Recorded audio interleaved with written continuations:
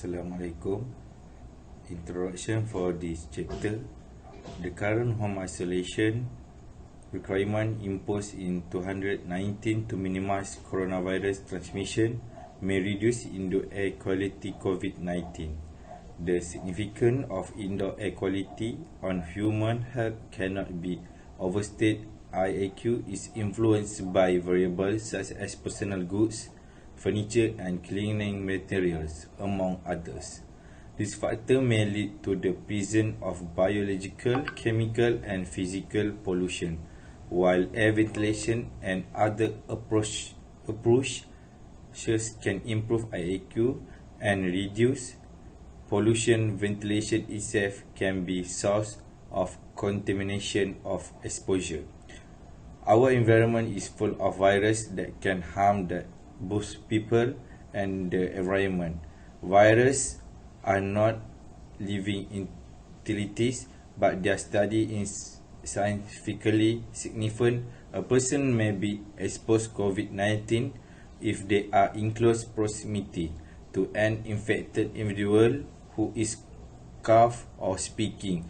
COVID-19, like other coronavirus, produces flu-like symptoms like fever, cough, and asthenia.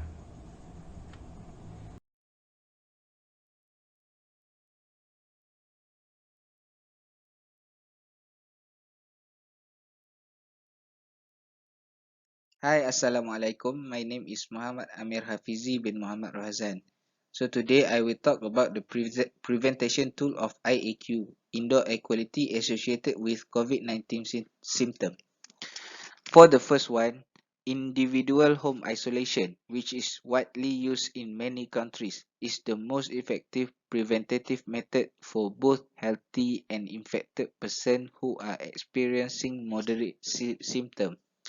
Isolation for coronavirus prevention may be effective. However, isolation with poor ventilation may result in various health issues such as irritation, physical symptoms, respiratory, cardiac disorders, cancer, and among other things.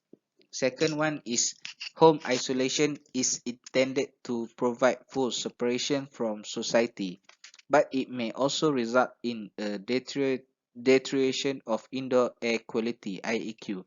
If the indoor air quality was poor to begin with, the issue might become much more critical. So for the last one is regular maintenance on filtration, cooling and heating system for heating, ventilating, air conditioning HVAC system, as well as opening windows and door to let in fresh air. All are ways that homeowners may enhance indoor air quality in their home.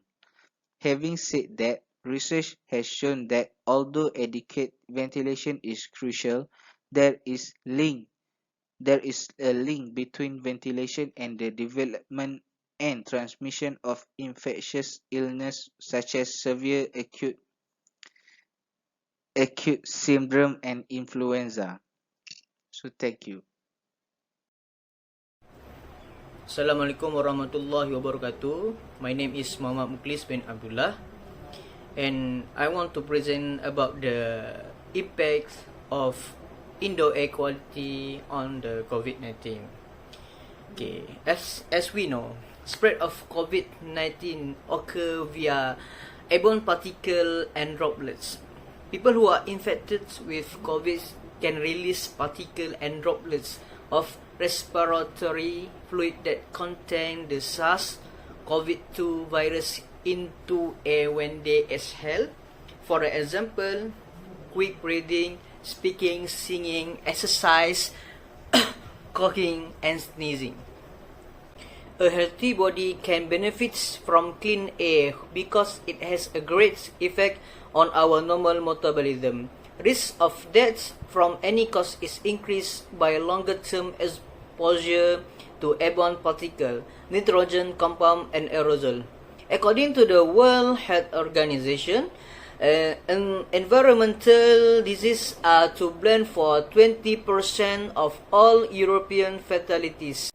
Other than that, there was a direct correlation between the dissemination of COVID-19 and the degradation in air quality caused by a high level of emission. PM 2.5 is linked to an increase in SARS-CoV-2 infection in Italy, according to an epidemiological study. Through that, the impact of indoor air quality on COVID-19 is based in automotive and power plant emission, industrial processes, and livestock rearing are the main causes of poor air quality produced by people. There are a number of pollutants that could become dangerous if they surpass permissible levels, and they could also speed up the spread of the virus. This pollutant can be discharged into the air as a result of cooking, cleaning, painting, increased burning, and other indoor activities. That's all from me. Thank you. Assalamualaikum warahmatullahi wabarakatuh. So today I want to explain about research related to indoor air and coronavirus. So COVID-19 spread by airborne particle and droplet. When people infected with COVID exhale, they can expel particle and droplet of respiratory fluid containing the SARS-CoV-19 virus into the air. Example for breathing, speaking, singing, exercise, coughing, sneezing. Droplet or aerosol particle come in a variety of size, ranging from visible to microscopic. As a result, reducing the concentration of SARS by ventilation and filtration may have a role in suppressing the virus cause COVID-19 transmission. Aside from physical suppression, sufficient ventilation must use. Avoidance of crowded indoor setting can all help to minimize viral spread. People can be infected with SARS through contact with surface.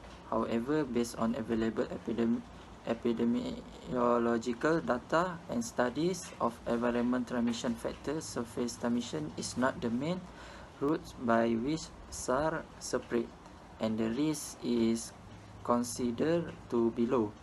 And lastly, air cleaner and Hvac filters are intended to remove impurities or toxins from the air that travel through them.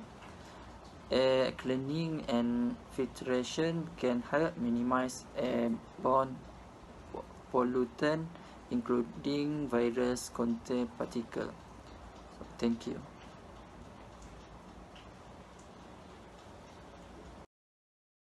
Assalamualaikum warahmatullahi wabarakatuh. My name is Muhammad IMRAN bin HASSAN. Today I want to talk about improved indoor air quality in COVID-19. First, before we want to improve, we must know pollution. IAP has emerged a most significant risk factor for ill health.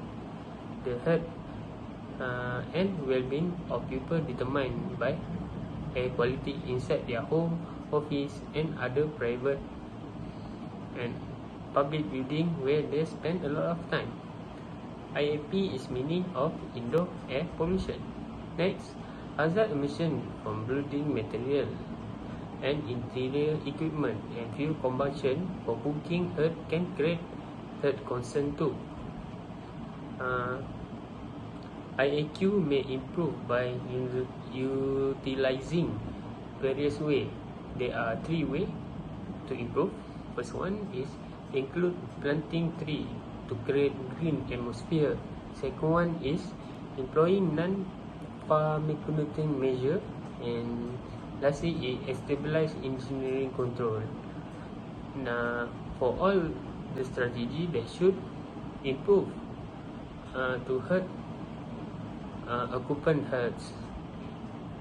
Engineering also measures such as ventilation and air filter have been known as effective way to improve indoor air quality. World House Federation via HVAC system, portable room air cleaner or integrated system can use all provide indoor air ventilation. This picture show how we want to improve the indoor air quality in COVID-19. First one, we must have ventilation for outside to the inside. That's meaning is fresh air.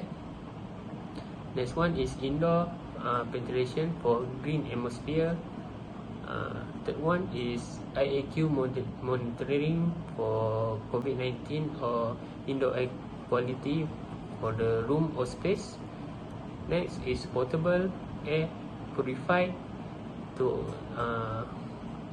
help to minimize all the bacteria in their room. Next is for common we use now is use face mask and social distance 1.5 to 3 meter.